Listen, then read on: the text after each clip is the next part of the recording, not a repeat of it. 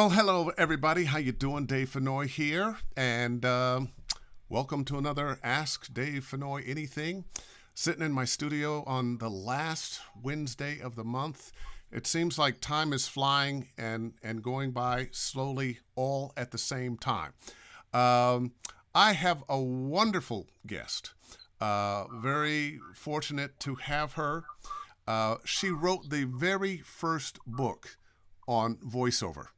I've got a copy of it right here. And yes, it's an autographed copy. Elaine Clark, there's money where your mouth is. And let me bring her on here. Hey, Elaine, how are you?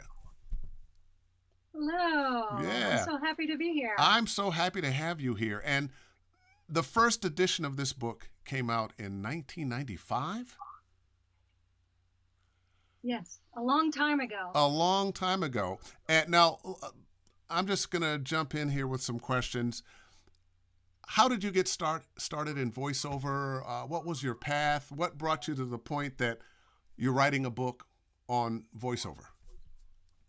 Well, I was a theater major and I also got a degree in education and I moved to San Francisco in the late 70s. I got into plays and I wasn't making very much money, maybe $200 a month stipend when I was lucky. And I saw a little tiny ad in the San Francisco Chronicle about voiceovers. Mm-hmm. So I attended this little workshop and there were about 10 people there. And I was like, oh my goodness, you mean that you recopy and they pay you and you don't have to go to rehearsals? Sign me up. So there was very minimal training in the 80s. So it was really about studying with one person and studying with another person. And it was just beginning to sort of blossom outside of its little realm. So I put together my reel, and it really was a reel to reel tape. And I walked it around to the different production companies, and lo and behold, they started hiring me. I was also a media buyer at an advertising agency. So I told the people who were who would sell me time, if they knew of any clients for me to write for, then send them to me, and they started sending me clients. So I started writing copy also, and then hiring myself. And from there, I needed more people, so I started a production company, so I could then hire other people to create spots. So Oh, it kind of just grew from there. I didn't have a major plan. People have asked me with, you must have decided how you're going to go about this process. It just was very organic. mm. One thing happened after another, and I just accepted it. And the same thing is true about the book. So I thought, well, I sort of struggled and learned by the school of hard knocks, and I'm sure a lot of people have been to that school. And I tried uh, to articulate what it was that I was learning and how I was doing it, because I really struggled as a stage actor trying to get into voiceovers because it's so organic and it takes place over a period of time and you're not really sure what happens. So I actually got together with another person. You might know him, Joe Paulino, Oh and we were yeah, gonna was one of my we best isn't friends he up there. wonderful?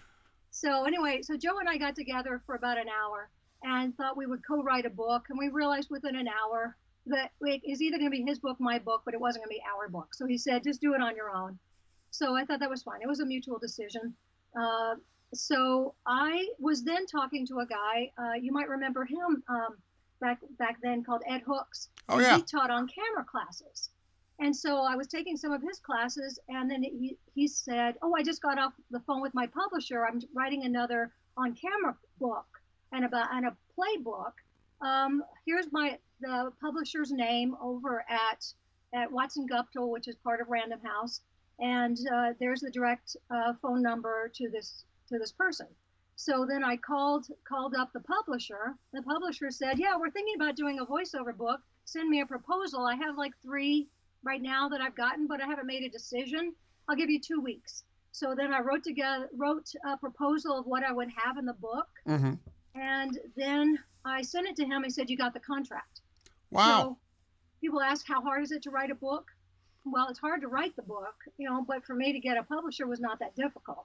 And I did the first two versions with Watson Guptill Random House, and then I switched the last two versions of it over to Skyhorse Publishing. So that's part of Simon and Schuster. Mm. So I have some questions for you, but Ed, sure. uh, I think he was represented at Stars. I think he is the same on-camera actor that we're talking about. And when I was fresh and new in voiceover, my first agent, or actually it was my second agent over at Stars, and I was in there one day with several other people, and a lot of us newbies sitting around. And he came out of an audition, and he got right where we were all sitting around. Oh, I've just got so much work. I wish I could give some of this away, and walked out. And we were all like, we didn't realize he was, pulling our chain, but great sense of humor, and I've never forgotten that story. A few of the times that I've been up to teach at your school, which you've had you just retired from teaching classes and having your own school, but I've been up and taught some classes for a long time. You have taught so many people. How soon do you know when somebody's got it and somebody doesn't? That's a very good question. Well, first of all, I'm a very open person and very honest with critiques, and I see the best in people. I see what their potential can be, even when they can't really see their potential. And what I come from is not only as an actor and going through this process, but a casting director, producer.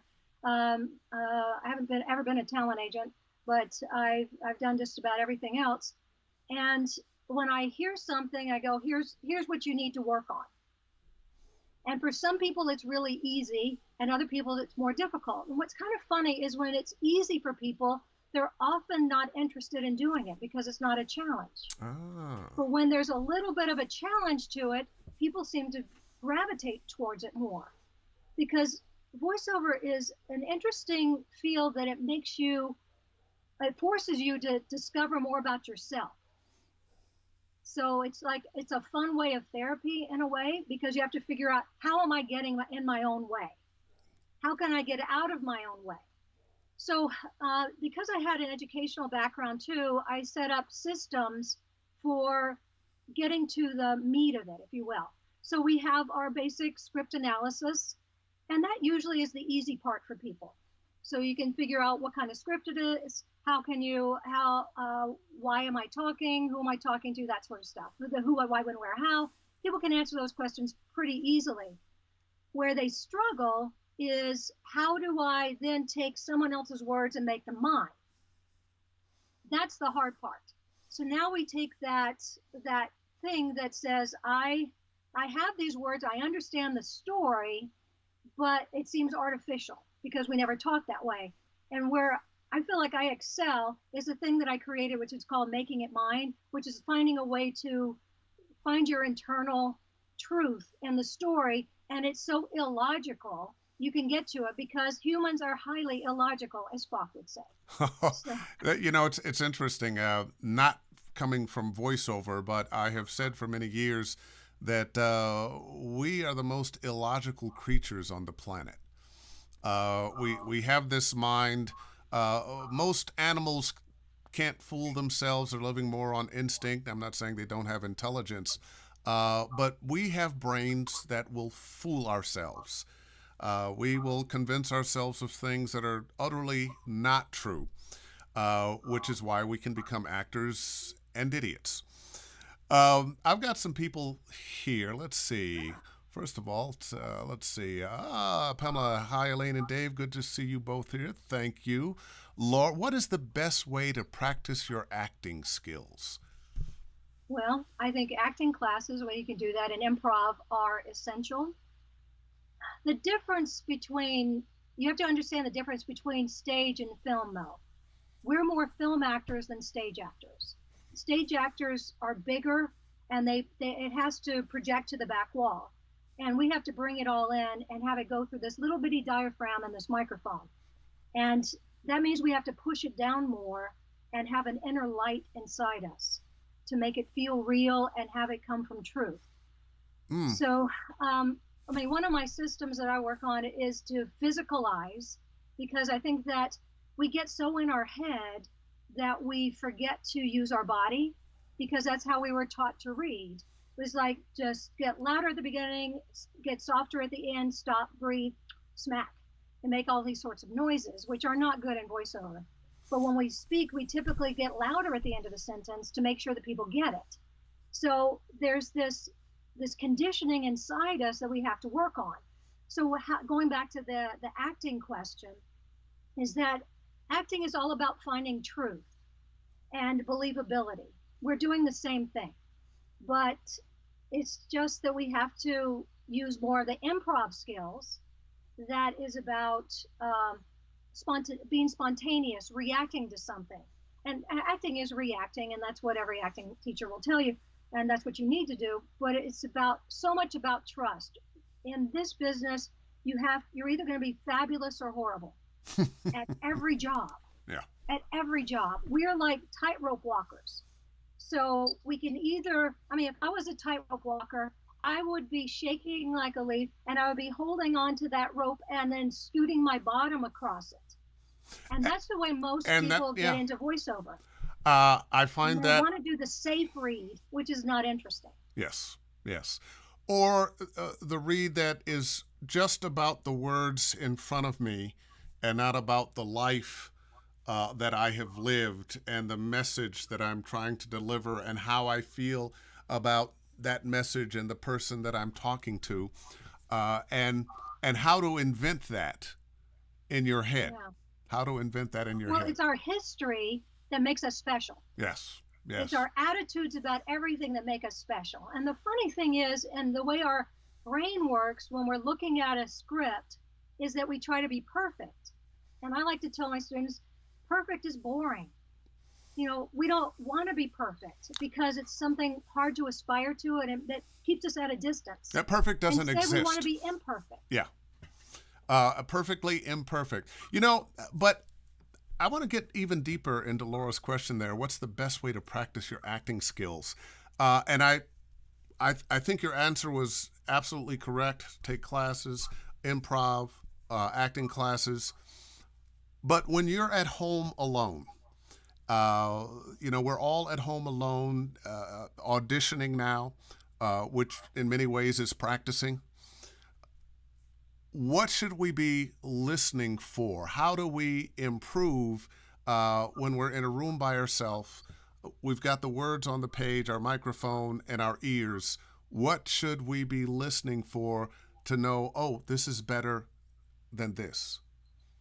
Well, I think first of all, we have to check in with ourselves. So when you check in, you realize if you're ready to do the job or not. This is thing that's so funny, is that actors want to act until it's time to act. So we put up all these walls when it's time to act, but we want to any other time. It's our frontal lobe that starts getting in the way, and the cerebral cortex that makes us afraid and prevents us from doing the thing that we know we can do when you read the copy really well in the car or in the shower, and it was fabulous. So one of the things I like to do is check in. So there's certain times that I am so ready to read it, and other times I'm just not present. Mm. And so sometimes I'm lazy. So then I go, oh, I'm so present, but I really don't want to turn on the equipment and go in there and record.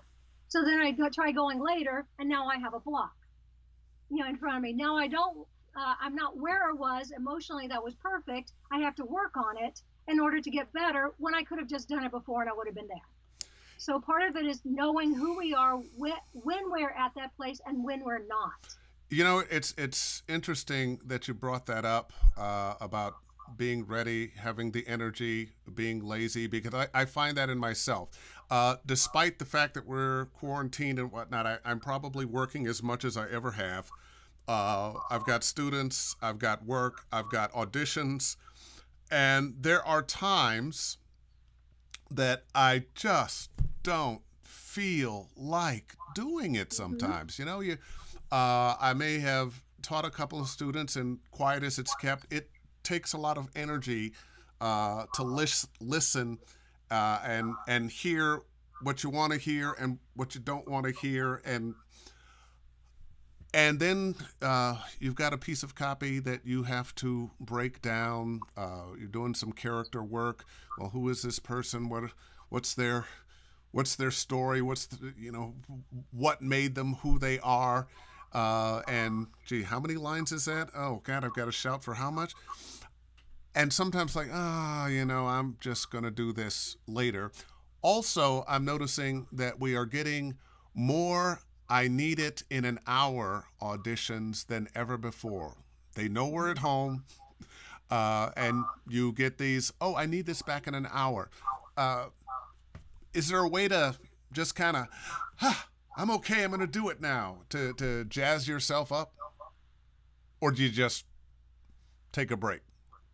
Well, this is where sometimes you have to do jumping jacks. Sometimes you just have to laugh.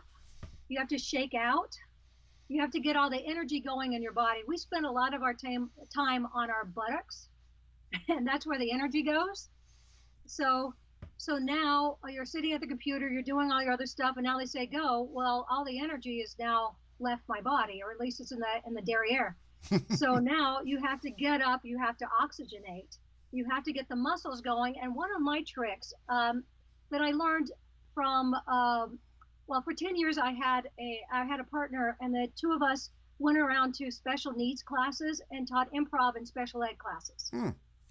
And we started a program on how to use kinesthetic movements, and it was very, very effective. We tried to scale it up, but when we did, it was just a little difficult to get the funding. So, but we had funding, quite a bit of funding for about 10 years. Okay, for people who might not understand, including me, kinesthetic movements. What does that mean? That's movements with your body. So, like if you do improv, let's say sound ball, and you do a sound, whoo, yeah, those would be sounds with a kinesthetic movement. Like efforts in video games. Yeah. So anyway, so one of the things that they had to do with these classes is that the kids had a certain amount of times that they had to cross the midline, which is the center of our body. So it meant that you had your hand has to go across and across and across and across and across and across, and that's a good way to blend the right and left side of your brain to get both sides of your body working. I have something that I developed is called the voiceover cross. And so that if you're doing retail, it's just like up, down, side, side, angle, angle, angle, angle, out, in, circle, circle. It's a big movement that's on very specific words to give it specific pitches. And but most of the people, when they do it, it's like their hands can't get to the middle of their body. It's stuck because we have this core that doesn't want us to go down the center. So we need to blend the two of those together, and even just do that right now and see how your body starts relaxing. Can you feel a physical change? I actually kind of do. Yeah. You know what? I've been at this for 30 years in Los Angeles, and a number of years before that. First time. I wouldn't have known that had I not done those improv and special needs classes. And I also learned the physical movements that are very specific to our body. And that also comes with directing tons and tons of things. I've probably worked on like 1,000 e-learning. I've directed a couple anime cartoon series and done tons of casting and directing of projects of all types. And then when someone's not getting it, I would just say, just jazz hands. And then all of a sudden they would do it on that word. It would go, whoa, what was that? And it would work. I would just say, just point your fingers out. Just stretch your fingers out at that point. And then it would have a different sound. These are things that we do every day, but when we see words, we are afraid to do it because it's like also a magnet that the hands want to come back to the body. Yeah. Because that's the safe zone. Well, the truth of the matter is we're all Italian when we're talking about talking with our hands. We all, they always say, oh, Italians, they talk with their hands. Well, yeah, everybody talks with their hands. And I notice sometimes when I'm teaching, when a read's just really not working, it doesn't have any life in it, it's because a person is standing like this and trying to make it all happen here and here instead of letting their body move. Your body informs your voice, and it makes it much easier to do what you're doing. And what you're talking about with the cross, I mean, it is funny. There's just a little different feeling that you get doing that. Wow, that's Yeah. kind of Do that a few times, and then you'll connect the right and left side of the brain. that's kind of mystical. That's Yeah. kind of mystical. I was up teaching a couple years ago, and it was a voice acting for video games workshop. And we got to talking about celebrity actors who have problems with video games. And why do you think so many, well, one, video game companies, I think we know why they want to hire celebrities. They think it'll get more people to play their games. But what is it that celebrities, not all of them, but so many, bring to the table that doesn't work? That doesn't work? That doesn't work. Or you're going to put me on the spot. Well, you don't have to name. You don't have to name names. The precision of the business. This is a business of syllables, and blending those syllables together. And I think it's always a shock when someone has been in a visual medium to then go to an auditory medium. And if a picture's worth 1,000 words, you have to do 1,000 times more with your body. But it doesn't mean you have to flail away crazily. It just means that your muscles are going to help you. Because you have muscle memory, and just using that gives you a feeling. If you put your hand on your head and you shake your head no, your muscle memory is telling you something bad happened. If you put your hands over your head, something exciting has happened. So we don't even have to do anything. Our body is already wired that way. So if you're coming into it and you've done things with a visual, and you're I think it's almost like if you're a mime, you're probably going to do it really well, which sounds kind of funny because it's not about words, because you physicalized it. But you also have to keep your mouth on the microphone, which I think playing trumpet in the marching band was very helpful for voiceover. Because if you bounced around a lot, you had a bloody lip. So that helps so that you can get the bottom half of your body doing anything at once, as long as your mouth stays in one place.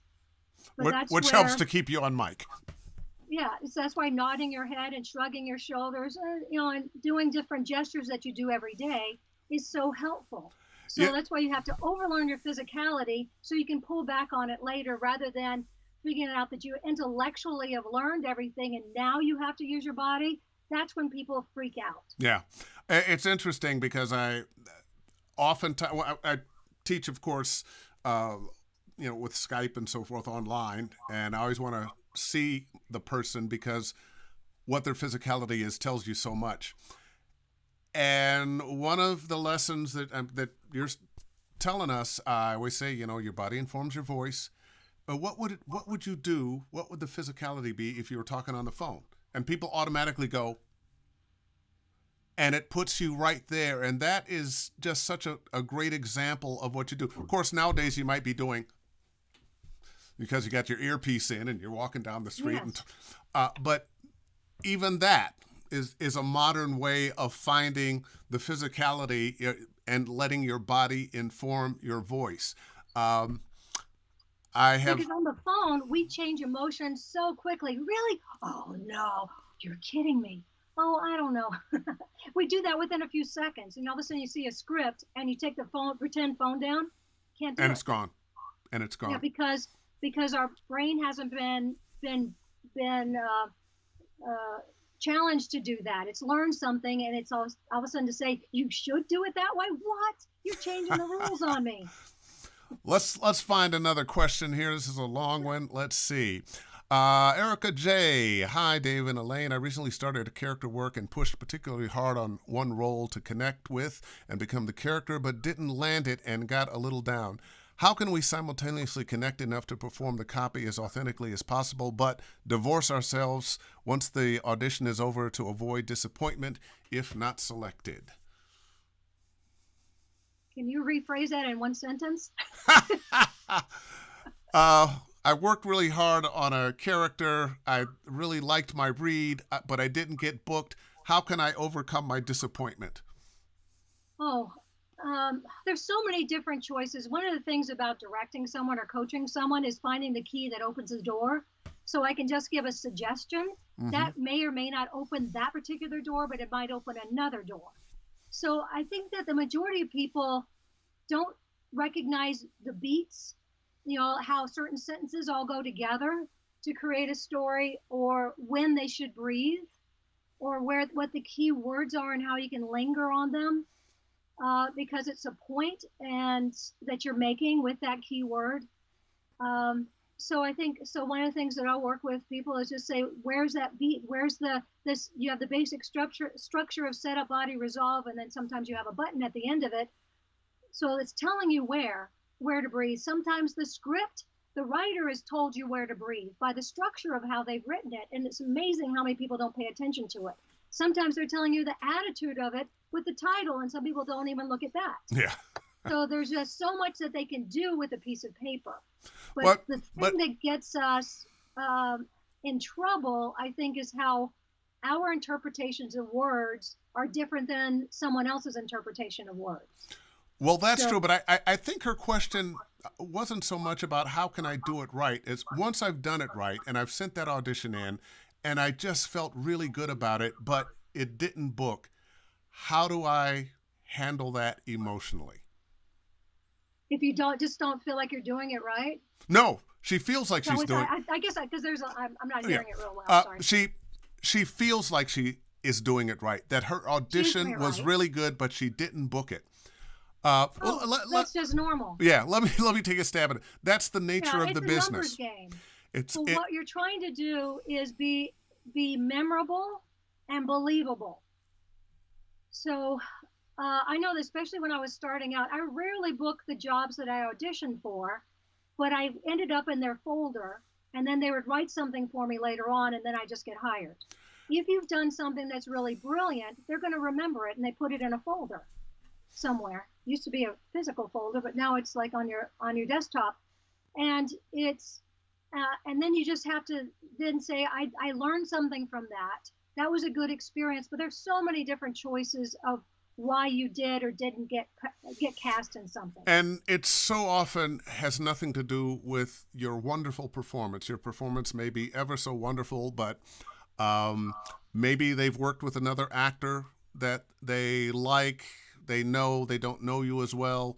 I always say, well, maybe you were auditioning against me and they decided to go with Dave Fennoy because he's been on so many things. Or maybe I don't get the job because, well, we've had Dave Fennoy in so many things. Let's get a fresh voice. Maybe your voice doesn't fit as well with the already chosen cast Mm-hmm. members. And these days it could even be what your social media standing is. There's so many things, and we want that part. But I promise you that if you keep turning in good, believable auditions, you are going to book. And you often have to balance out the acting skills. Let's say that your performance was so extraordinary, it was twice as good as everyone else in the other roles. They can't cast you because they send it out of whack. So they'll get the second choice or even the third choice. I've also had people say, we got in an argument over at the office whether to hire. Half the table wanted to hire you, and the other half of the table wanted to hire this other person. And there was like they were almost go fisticuffs. And then when they went, wait, whoa, whoa, we're just hiring a voice actor. So they went with the So they third went with choice. a third choice. Yes. I used Yeah, to do that when in record stores when I was young. You go to buy an album. Gosh, I love this album. I love this album. Which one? I don't know. I'll get a different one. yeah. It's crazy how that happens. But once again, I promise, you keep turning in believable performances, and sooner or later you're going to get booked. Also, I can promise that if you're turning in really good auditions, a lot of times you'll get booked, especially in games, cartoons, you'll get booked for a different character, not the one you auditioned for, but oh, he would fit great here or she would fit great here. Your job, I really think our job is to audition. Once I'm on the job, I'm just having fun. So you have you have met so many great voice actors. A lot of great voice actors were up in San Francisco in the 80s and 90s. Tell me a couple of great stories. What was that? I'm T- sorry. t- What was my? Tell me a couple great stories about some of the talent you've worked with. You Oh, worked with okay. some legendary voice actors over the years. Well, I think well, a lot of since I'm in the Bay Area, the ones that I first started with in the '80s, there was this guy named Rick Semino, Oh yeah. and he put together the best demo ever. And but he would go, "My name is Rick Semino, and I can do voices." And my name's Rick Semino, and I can do voices.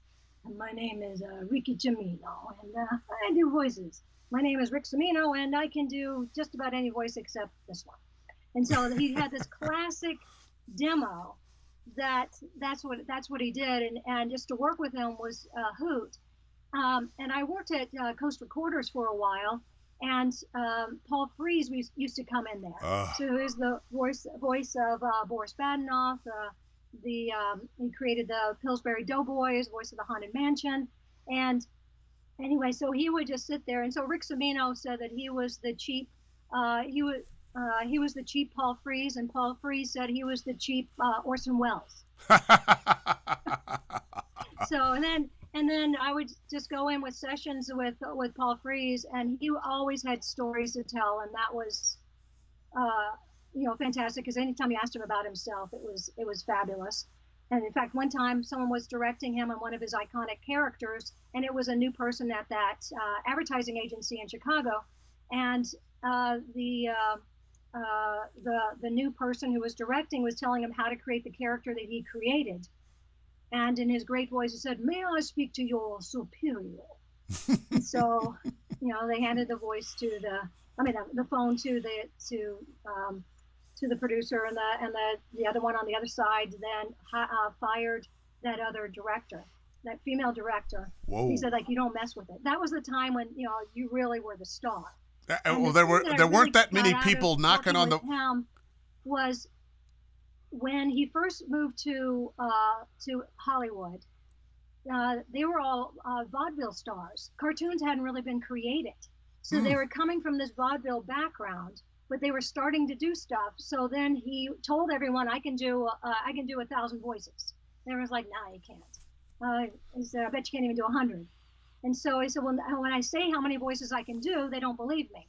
So then he'd find out at a studio that they were hiring a cowboy. So he'd dress the part and go, "Hattie, I just came in from Texas. I just wonder if you have any voiceover work." And they're like, "Oh my goodness, how lucky are we?" "Yes, we do." So then he would get that job. Then he'd find out that there was an Italian one down the street, and he would dress the part and do the Italian, and he'd find out about another one. Within like a week or so, they realized it was the same guy, and he really could do hundreds of voices. Wow. So but he said, you have to prove that you can do one really good before you can get the next one. But you can never say that you can do them all, because too many people in front of you have said they could and couldn't deliver. Is it true Paul Frees wore a white suit all the time? He'd wear a white suit, yeah. And suit, and it had his watch in there. I'm such a bum here in my T-shirt. Maybe next week I'll wear a white suit. Of course, he would. It was a different time in the '60s. So when he'd park his car, he'd take a. This is terrible. I shouldn't even say this. He'd take a gun out of his pocket and says, "Leave me alone. I'm crossing the street." And then at the studio, we put that in there. They had a shot of whiskey and a cigarette. Yeah, Those were the days. Back when people could smoke cigarettes anywhere. Not appropriate. Yeah, just not. But at all. It was a different time. All right, got a question here. Trakina White. Hi, Dave and Elaine. I learned a ton of skills due to this lady and the access to great teachers she gave us in the Bay Area, such as yourself, Dave. Thank you so much. And get her app. Tell me about your app. Yeah. So I have two apps. One is it's Activate Your Voice. It's a 5-minute voice and diction app. And everything I do, I create to help people. It's 99 cents. It's 5 minutes. It's about working on your resonators, your articulators, opening your mouth so that the sound sounds really pretty. That's another way to get yourself ready when you don't feel like you're ready. Mm-hmm. And the other one is adding melody to your voice. And you can just look in the app stores under Elaine Clark or under these names and find it. And that one is about physicality because we have a word emphasis chart. I have it in the book, and then I just brought it to life. I have like a 16 and a half minute video of how to use specific gestures, and then how you can apply it to different sentences and stuff. So then you can record yourself, listen to it back, listen to my example. You can delete it and record it again. And there are about 26 exercises right there, but you can practice that all the time. And one of the things I tell my students is don't get mad at your brain, don't get mad at your voice, get mad at your hands. So your hands are, because it's like if I say it's over there, Yeah. and my hand just went after the words, it's like it doesn't exist. It's over there. It's come over here. We're all in this together. So that we're doing stuff on the words that's specific, and rather than you're doing something and just flailing away, but not at the right time, or right at the moment. And once again, your body informs your voice, and this is a huge act. I mean, I have said that a zillion times. You are making it so much more specific than I generally do in thinking about, oh, it's over there. Oh, what's this here? By allowing your body to ask the question, this feels kind of, it automatically comes out. Yeah. And I know you're talking about learning to articulate, but one of the things I find are when people are reading copy is they are articulating too much. Thoughts on that? So that you about articulation. About instead of being conversational, they are making sure that you don't want to over-articulate. Yes. Because that is not appropriate. Yeah. But there are different styles of performance. Some require more than others. More articulation, and some require it to be more muddy. Yeah. If you think of Marlon Brando playing in The Godfather, or articulating, it would be a completely different character. Yeah. So with the when you had the cotton balls in his mouth, and he was doing that, it created a whole sound. And which is why I bring it up with students, is because you're playing a character, and I don't care what. Now, some genres require more enunciation and articulation than others, but you're still playing a character, and articulate, enunciate as that character might. You've been in this game so long. I feel very old. So sorry. But you look great. You must have been 12 when you started. Thank you. What's different now than when you started? I know it's a lot, but what's different for a voice actor now than when you started teaching? Well, besides the technology, I think the major difference for me is that when we started with reel to reel, you had to be exact. So I was doing promos for the ABC station. They would bring us in. It was a union thing, so there'd be like 6 people that they have to bring in, at least 6 people, and then they show you the clip one time, and then you have to hit it.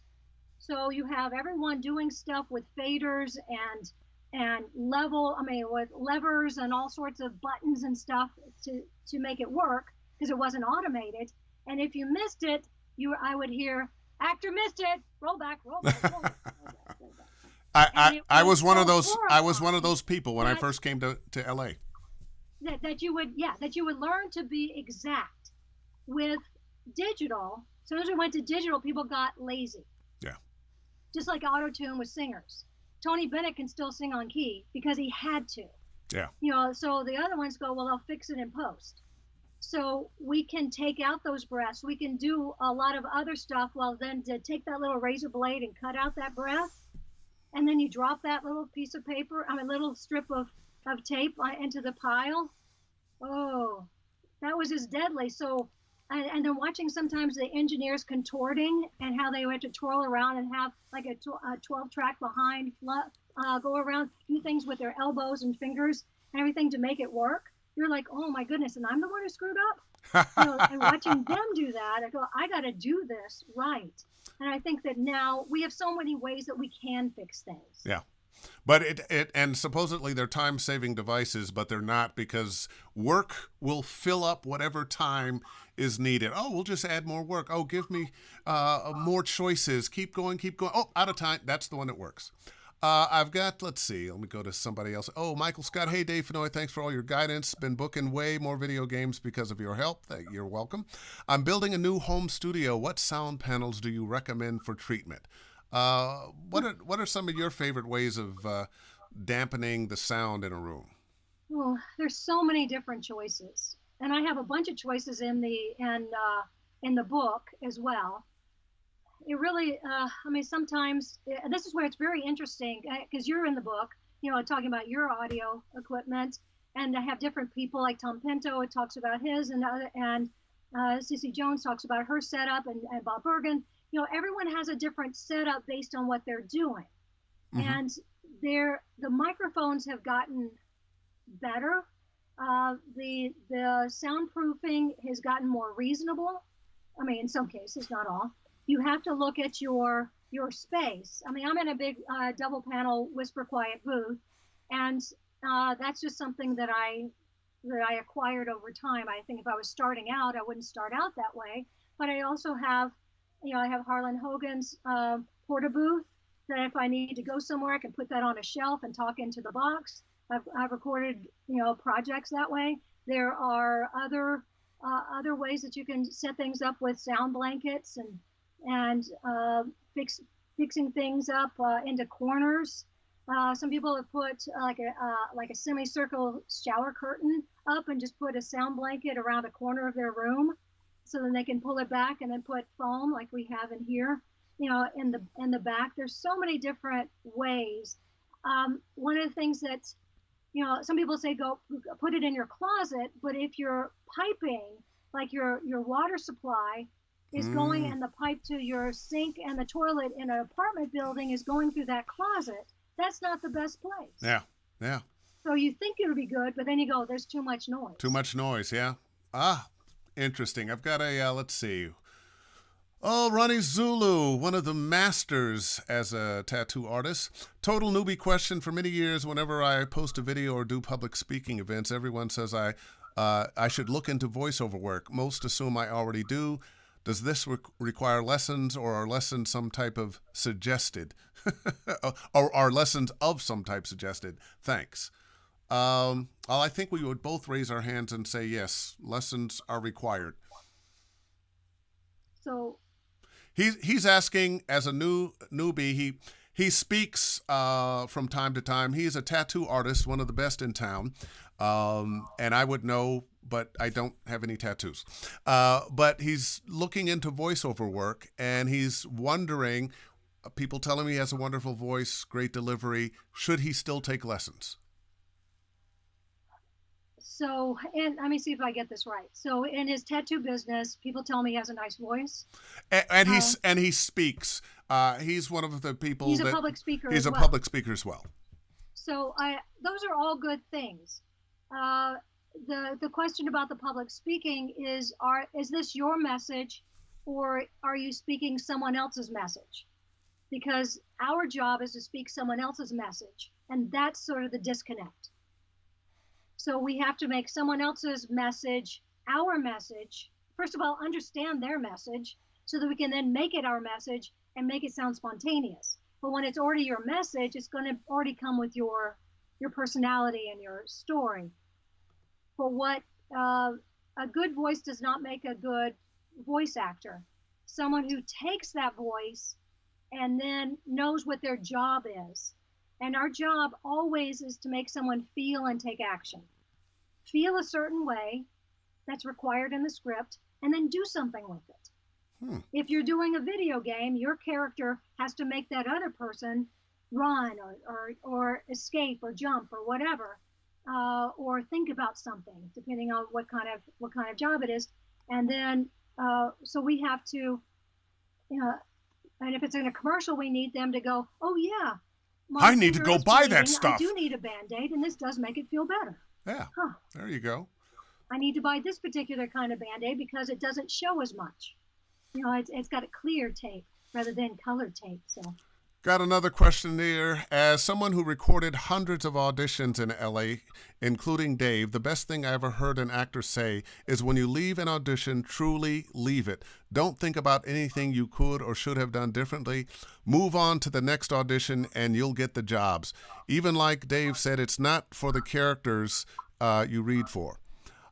You know, when I first came to LA, and this was back before we had home studios. You went to your agents. You sat in the waiting room talking to your other actor friends and hopefully studying your copy a little bit. And I can remember the times I went in the booth, I did my read, came out, got in my car, was 3 blocks away and went, no, I should have. And I made up my mind after a few times doing that one, I would get my copy and step out of the room and not talk to anybody, so I could truly prepare, and also let it go, which is what Kevin's talking about. Let it go. If it's better, it needs to be really better. It can't just be this much better. Yeah. It has to be tons better for you to go back, and most people either get it just a little bit or it's worse. Because sometimes when we leave, we analyze it in a way that was not what was asked for, because this is how we like to process things so that we win. So we're processing and go, oh, if I'd only done that, I would be the winner at this point, and that's it. But what we have to do is when they say it's a cut, we've got it, you can say, can I do one more? At that point, if you feel one inside you, it's either going to be better or worse. If it's better, thank goodness that you spoke up. If it's worse, we already got the other one and we know we hit the top. So they're both good choices, but one makes you feel badly when you leave, and the other one, when they say, we got it, you leave feeling good. I end up with that often when I'm working, especially in video games, one a take or 2 or 3. And a lot of times, they're deciding in between, which is a hero take. And a lot of times I'll have something that I think is better. And usually they say fine. And generally that's the take they take. But often they say, oh, no, we've got it. And when they do, be satisfied with that, because you're going to be reading millions of lines over a career. Let's see. Had a question here. Hi, Dave and Elaine. Just curious, what microphone Elaine has in front of her in her booth? I'll stand behind it so you can see better. Okay, this is for True Geeks. This is a Jay-Z Black Hole. So it's some years ago, I was at a convention, and they were showing all these different microphones, and this is from Latvia. So the principal had left the blue microphone group, and he wanted to do high-end microphones. And so you got to go around and listen to yourself on all the different mics. And then I put this on, and it was like, oh my gosh. And there was a random guy walking by. I said, will you talk into this? And I had on the headphones. I went, oh my gosh, he sounds good. I just started picking random people, because it has crystals on it that make it have a realistic sound. I'm not speaking through this right now. It's just in the booth for pretty.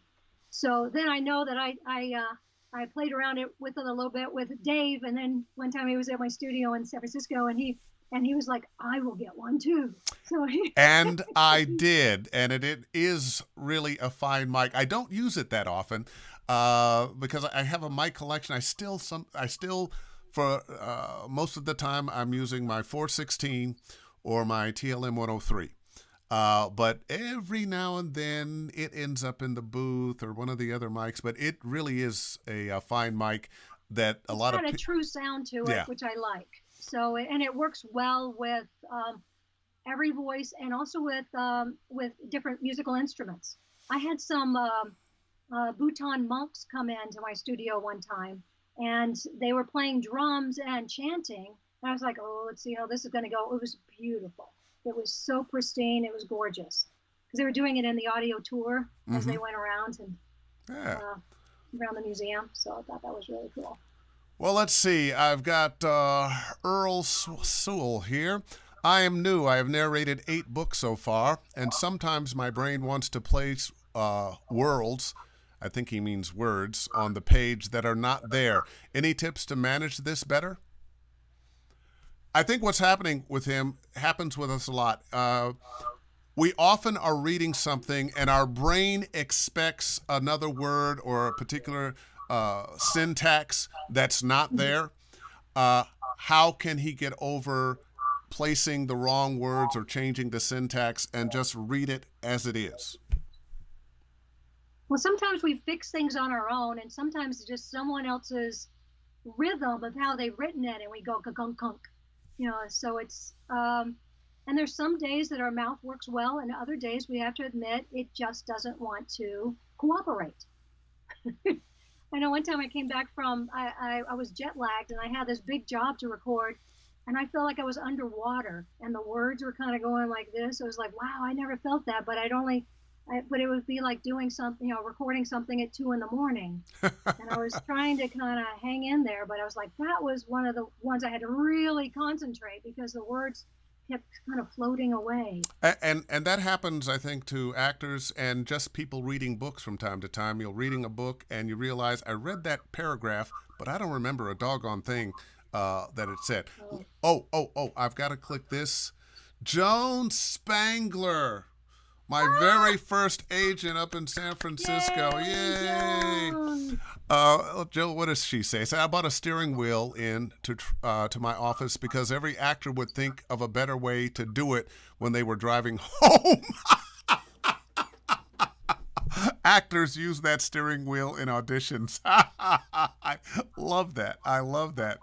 And quick story about Joan and my first demo, which was terrible.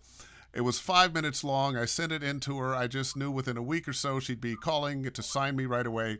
I had to call over to her agency about 3-4 times over the course of a couple of months before she finally said, yeah, come in. She sat me down. I was over in Berkeley. She sat me down and she played my demo. And she says, well, you have some talent. This demo is too long. Get rid of all that local retail stuff. Come back with a new demo in 6 months. I was devastated. And if she's still on and listening, I believe that what she wanted to do was two things. One, actually get a decent demo out of me. And two, see if I was serious. When we all kind of want it now, but like most things, this is not a get quick overnight scheme. This takes time and effort to build your career. And when I came back in 6 months, she took me on, and the rest is history. Is history, yeah. Joan Spangler, you will always have a warm spot in my heart. Let's see, another question here. Question, when you can't get rid of and Joan is in the book as well. As well she should be. Sylvan, question, when you can't get rid of your accent because you learn English late in life, for example, and even wrote it like there was an accent there, what is the solution? Jumping from the bridge, LOL. He has an accent, and he wants to know if he can't get rid of it, what should he do?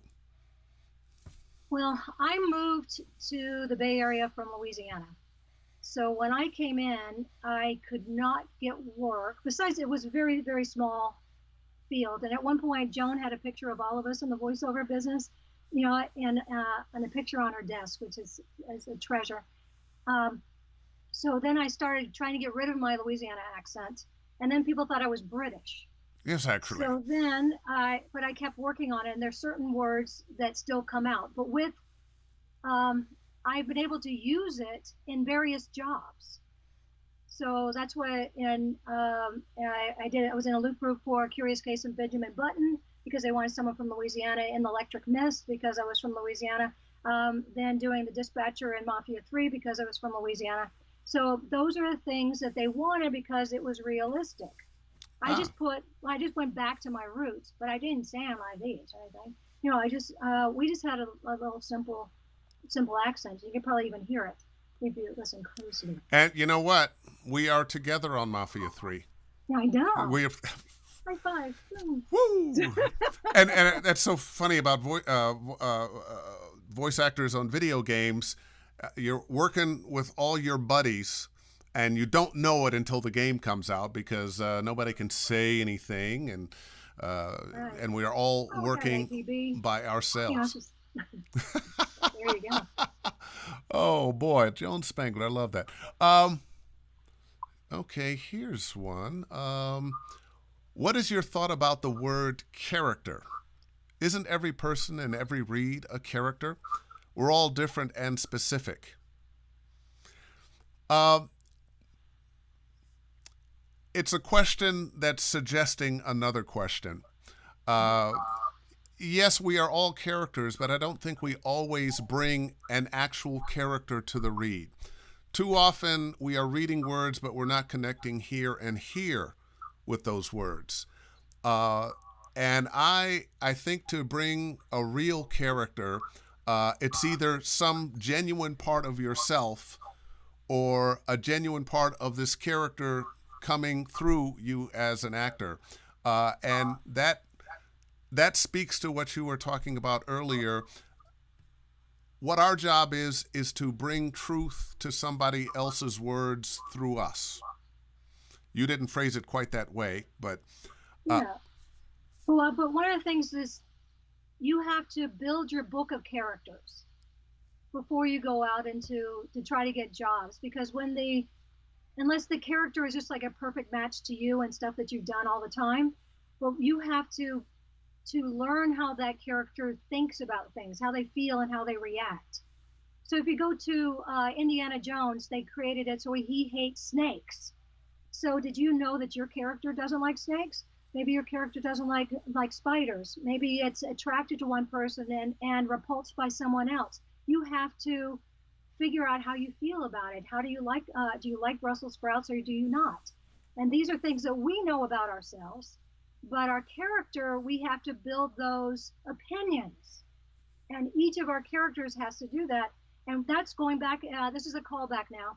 So to Rick Samino, is that he would always call his wife and try out different characters every day, so that the poor woman, but she that way he kept them fresh, and then he would go around and ask questions, in that character's voice for a day.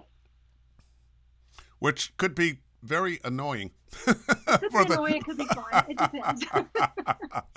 Oh boy, let's see. Vita Howard says. And I just have a little bit more left on my battery, just so that in case I pop off. Okay, proof of desire is pursuit. Makes sense. Show me what you really want.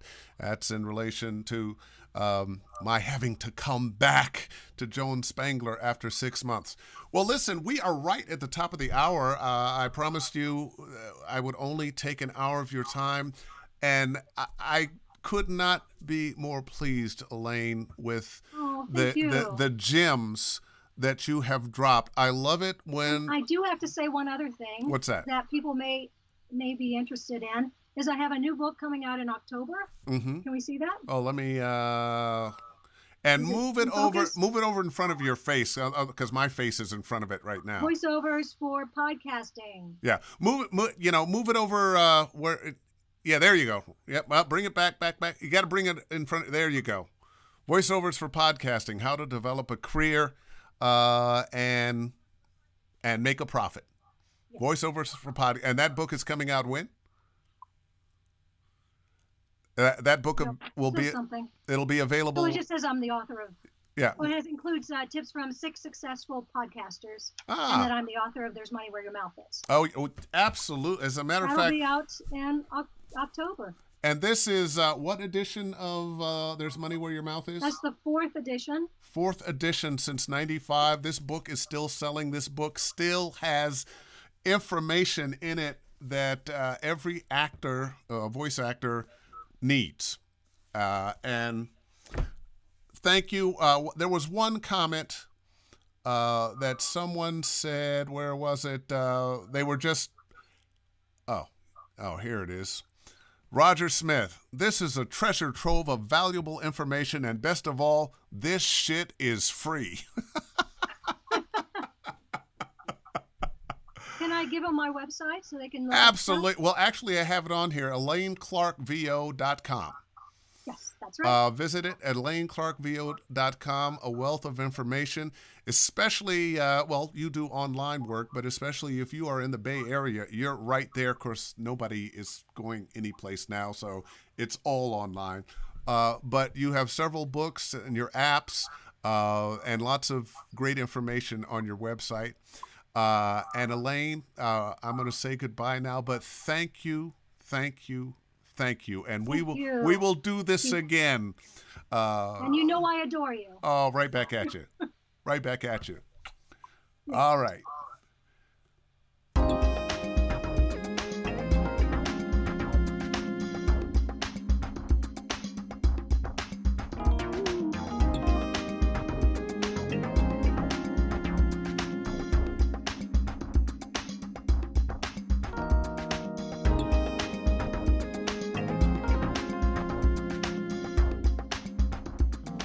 And before I jump off, I should mention next week, my guest will be Joe Cipriano, my good friend and master of promos. Great guy, and looking forward to that.